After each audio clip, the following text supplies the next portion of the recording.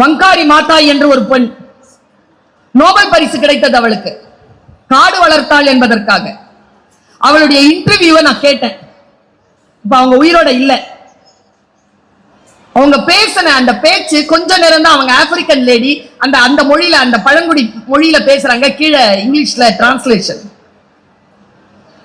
அவங்க குரூப்ல இருக்கிற எல்லாரும் கேட்கிறாங்க, நீ போய் பிரைஸ் வாங்கினியே, நான் இது அப்படியே சொல்லிடுறேன், சொல் அவளுடையது, பொருள் உங்களுடையது. அந்த சொல்லை நீங்கள் சரியாக புரிந்து கொண்டால் நீங்கள் பாக்கியசாலிகள். பாருங்க, அவ சொன்ன வார்த்தை. அவ கிட்ட இருக்கிற ஒரு தோழி கேட்கிறா, நோபல் பரிசுல என்ன கொடுப்பாங்க?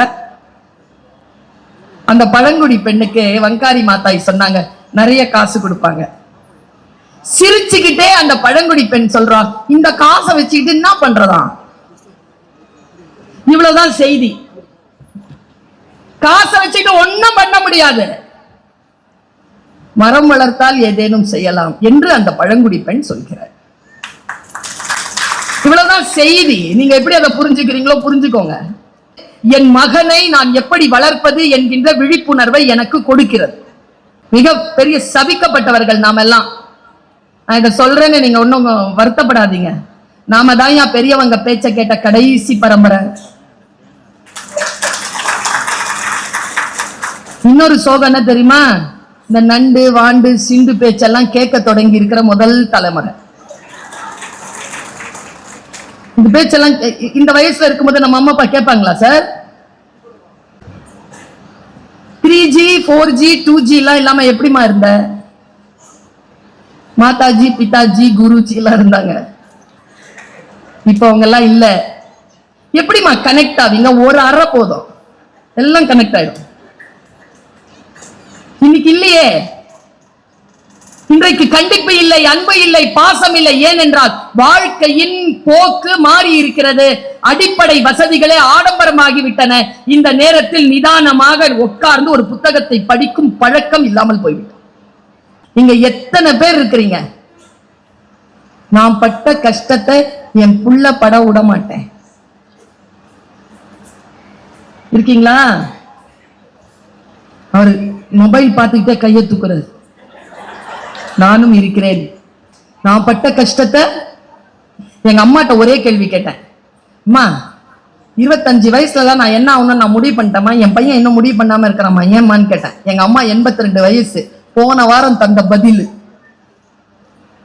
உன்னை நான் கஷ்டப்பட்டு வளர்த்த மாதிரி நீ உன் பிள்ளைய கஷ்டப்பட்டு வளர்க்கல.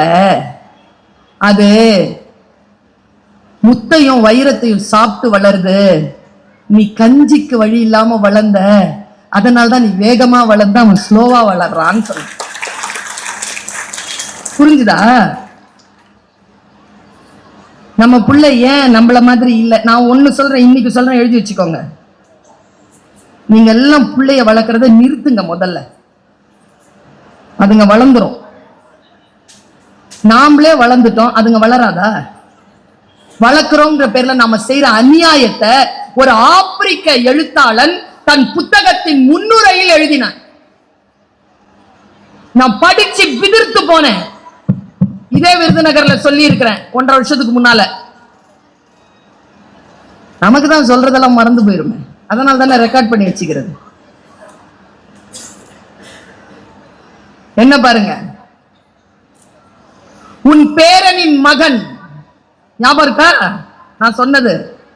உன் பேரனின் மகன் வாகனங்கள் இன்றி வறுமையில் தெருவில் நடப்பான். பெரிய சாபம் தானே. எங்க அப்பா சைக்கிள் வச்சிருந்தாருங்க, நான் ஸ்கார்பியோ வச்சிருக்கேன். என் பையனை லாயரா வளர்க்கிறேன். அவன் BMW வாங்குவானா இல்லையா? அவன் BMW வாங்குறான்னா அவன் பேரன், அவன் மகன், என் பேரன் லெம்போகினி வாங்குவானா இல்லையா? அப்படிதானங்க வளர்ச்சி போகணும். நான் தான் ஸ்கார்பியோல வந்து நின்னுட்டேனே, அதுக்கப்புறம் வளர்ச்சி தானே. அவர் சொல்றாரு இல்லையா, புத்தகம் எனும் ஆதி மரம் எனக்கு ஆதி ரகசியத்தை சொல்லி தருகிறது. ஆதியில் ஒரு ரகசியம் இருக்கிறது. காலம் உருண்டோடி மாறினாலும் காலத்தின் ஃபார்முலா இருக்குல்ல, அது ஒருபோதும் மாறுவது இல்லை. காலத்தின் ஃபார்முலாவை நீங்க புரிஞ்சுக்கணுங்கிறதுனால அந்த ஆப்பிரிக்க எழுத்தாளனினுடைய வார்த்தையை நான் சொல்கிறேன். கவனம். பாருங்களேன், வாழ்க்கையை மாத்தி போடுற ஒரு விஷயத்தை சொல்ல போறேன். ஸ்டேஜ்ல எல்லாருக்கும் டிஃபன் வைக்கிறாங்க. 40% கண்ணு அங்கதான் போச்சு. நான் காலேஜ்ல டீச்சரா இருந்தவன்.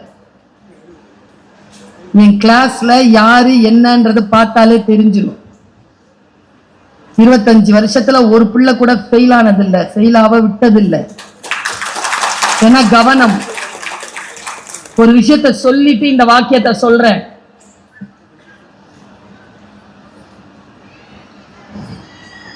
இந்த நாயனை வாசிக்கிறவனுக்கு முன்னால உட்காந்துட்டு மாங்காய் சாப்பிடப்படாது. நாங்கெல்லாம் பசியோட உட்கார்ந்து இருக்கோம்ல.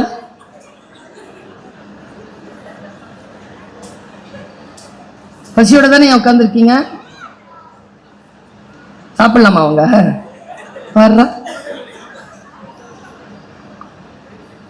நுட்பமான ஒரு வார்த்தையை சொல்லிவிட்டு இந்த வார்த்தையை சொல்றேன். நம் வாழ்க்கையை மாற்றக்கூடிய ஒரு செய்தி நம்மை வந்து சேர்கின்ற பொழுது நம் கவனம் சிதறக்கூடிய நிகழ்ச்சிகள் சமூகத்தில் நடக்கும். அந்த கவன சிதறினால், கவனம் அந்த பக்கம் போறதுனால, அதை பார்க்கறதுனால நம்ம வாழ்க்கையில எந்த ஏற்றமும் நடக்காது. இப்போ இங்க வந்து ஸ்நாக்ஸ் வச்சுட்டு போனாங்க, அதை பார்த்தா ஏதாவது வாழ்க்கையில வளர்ந்துட்டோமா? இந்தா மிக முக்கியமான விஷயத்த சொல்லிட்டு இருக்கும்போது உங்க கவனம் சிதறி மறுபடியும் இதே மனநிலையில் நீங்கள் இருக்க, இதே வார்த்தை வந்து சேருவதற்கு 30-40 வருஷம் ஆயிடும். கவனத்தை சிதறடிக்காது.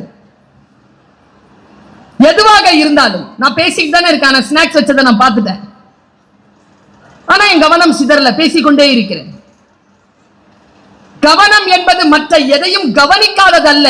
நீங்கள் எதை கவனிக்கிறீர்களோ அதன் மீது கவனமாக இருப்பதற்கு பெயர் தான் கவனம். மற்றதெல்லாம் தெரியும், ஆனால் கவனம் ஒன்றின் மீது தான் இருக்கும்.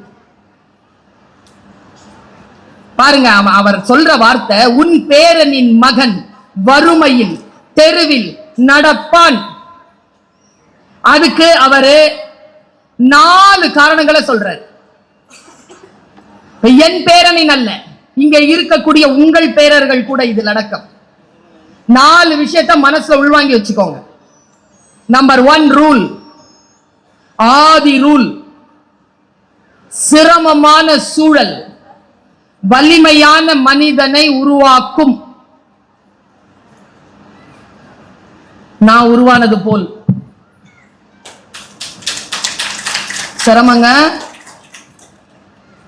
என்ன இங்க இருக்கிற எத்தனை பேருக்கு என்ன தெரியும்? ஆல்மோஸ்ட் எத்தனை வருஷமா தெரியும்? 3 வருஷமா தெரியுமா? மொபைல்ல வந்து 3 வருஷமா தெரியுமா? 3 வருஷமா தெரியுமா? 3 வருஷத்துக்கு முன்னால இந்த மொபைல்ல நான் வர்றதுக்கு இதற்கு முன்னால 27 வருஷம் உழைச்சிருக்கேன். 27 ஆண்டுகளின் உழைப்பு தான் ஒரு நாளில் உங்களுடைய திரையில் நான் வருகிறேன். அந்த உழைப்பிற்கான வெளிச்சம் தான். அதை நீங்க மாத்தாம ஃபுல்லா கேட்டுட்டு அப்படி கடக்குறீங்க.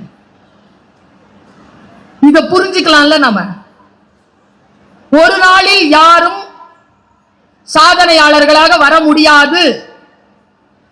தொடர் உழைப்பு இருக்க வேண்டும். என்ன ஆகும்?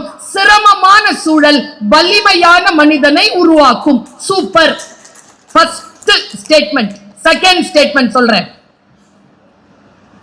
வலிமையான மனிதன் வசதியான சூழ்நிலையை உருவாக்குவான்.